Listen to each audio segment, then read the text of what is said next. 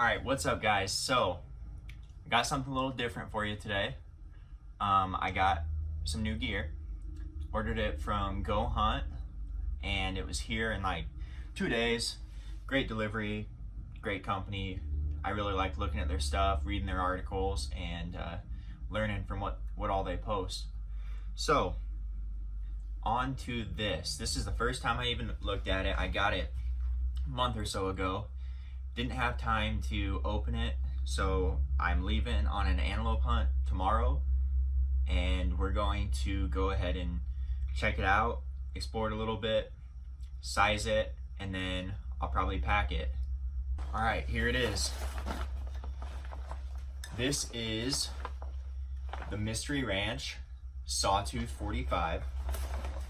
I sold both my other packs this year and bought this because I kind of had a whitetail pack and a backpacking backpack, and neither one of them did either of those very well.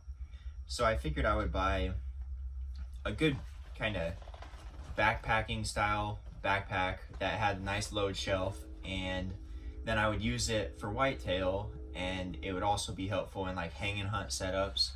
So that's why I went with the Sawtooth 45. I think it'll be good for one night, possibly two if I'm stretching it, and then obviously hang and hunt.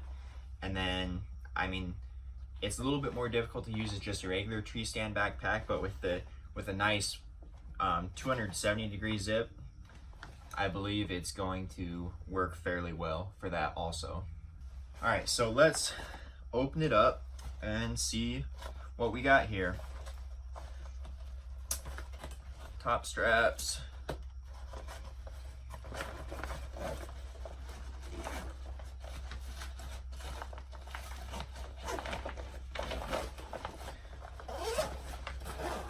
Okay, so like I said, nice full zip, easy to get into, easy to pack.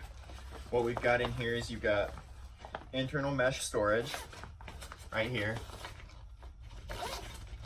also. So this will be nice for organization. And then inside, we've got two sleeve pockets. You can see how deep they are. Now those will be good for, I don't know, they advertise them for like spotting scopes, tripods, pretty much anything else you want to slide in there. And then otherwise, it's just a nice open bag, which will be very nice for just packing and clothes and packing food and pretty much whatever you can fit in here. Then there's also a hydration bladder. I haven't ran hydration bladders. I ran it on one hunt, and it was such a pain in the butt to clean after the hunt that I haven't ran one since. So if you guys watching this have any tips on how to clean out your hydration bladder, those would be much appreciated, and maybe I would get back on the hydration bladder game. On the outside here, we got top pocket. Nice, not big, and it doesn't have a hood, so this is kind of what you get for a top pocket, which I preferred a little bit smaller. On my other pack, it had a hood, and I just kind of filled that full of stuff, and you end up with a hood that's just as full as the rest of your pack. Put this back in here. Actually,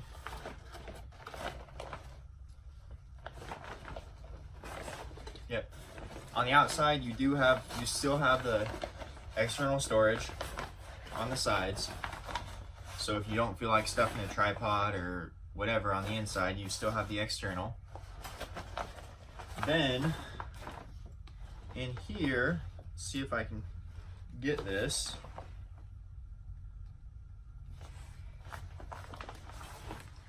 Looks like we undo this, undo that,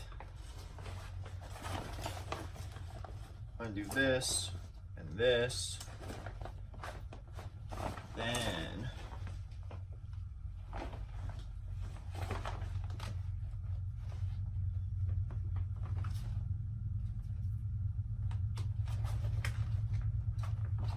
there's a little clip back in here.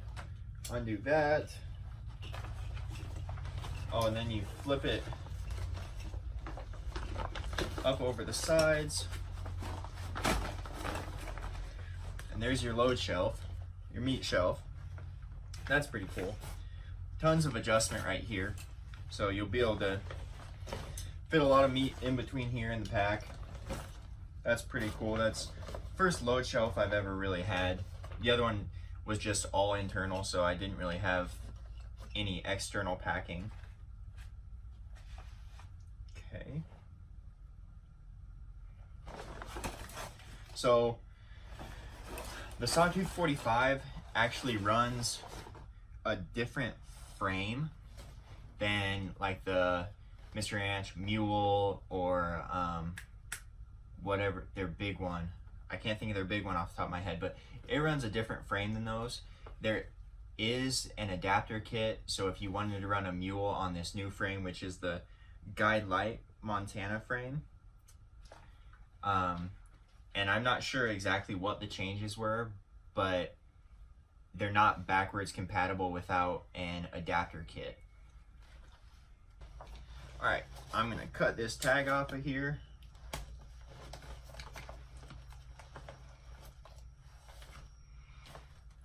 Official Sheffield box cutting knife.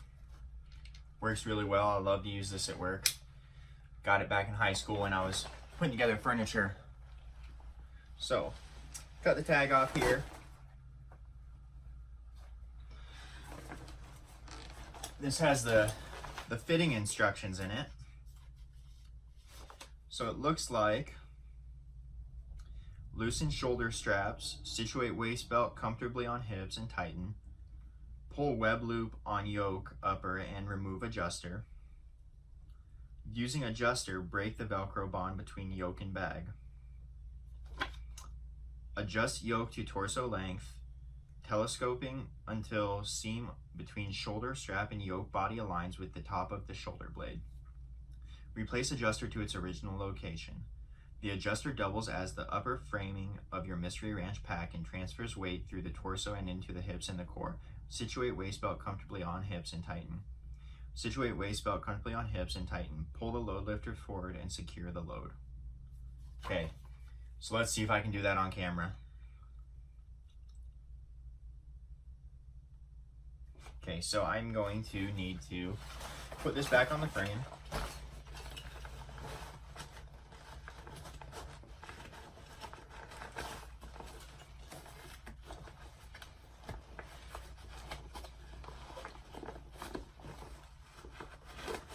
And no, I've never played with this before. It's just that easy to figure out.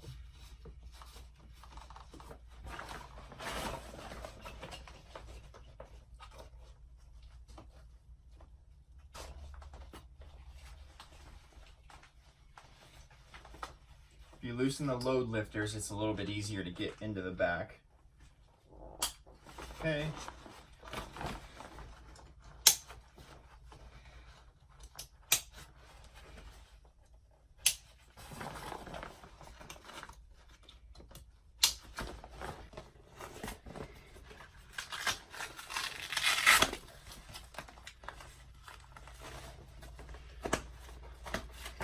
I got this pretty sweet adjuster that just pulls right out of the back. So, using adjuster, break Velcro bond between the yoke and the bag.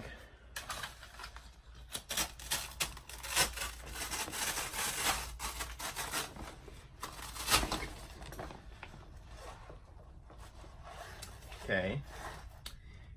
I probably should have not done this yet, but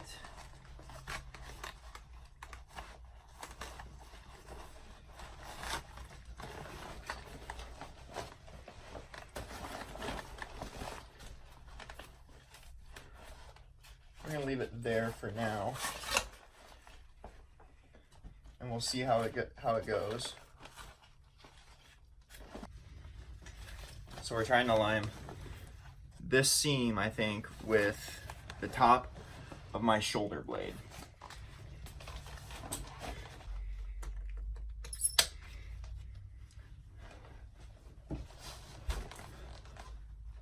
And it looks like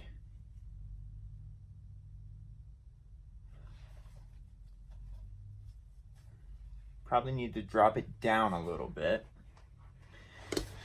So this is kind of funny because I have long legs and a very short torso. So if we were doing this by leg height, I would probably not be able to fit in this large pack that I bought.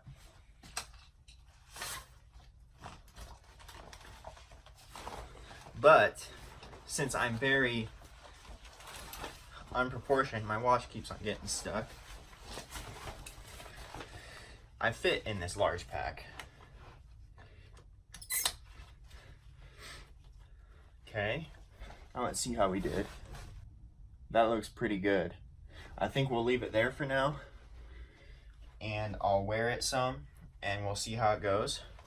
So now I need to put this back in because this serves as part of the frame. And to do that, I'm going to rip this up, and then I will take the curved side and put it right back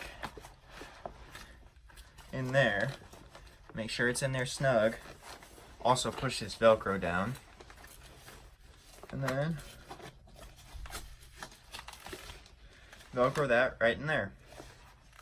So I believe this should be adjusted. Dang watch. There we go.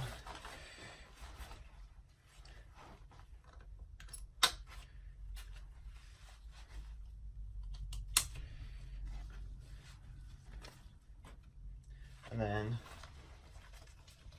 take my load lifters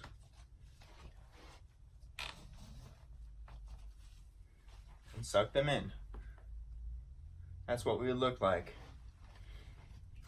That's the sizing of the Sawtooth 45. I think I got it sized correctly.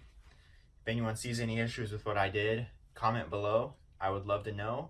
Obviously, the better this pack fits me, the more comfortable it'll be when I am packing something or have a load in it.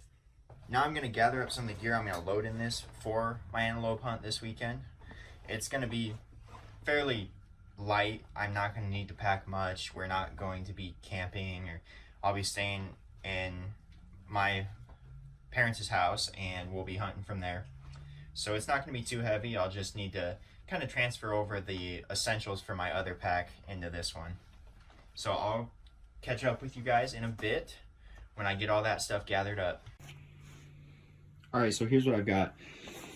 My matches, first aid kit, Burt's Bees, my flint, my anti-chafe, and I think that was it. I put all in that pocket. It's kind of full, but it'll be okay. It's on the bottom and it's not very heavy, so it's not going to affect how the pack carries much.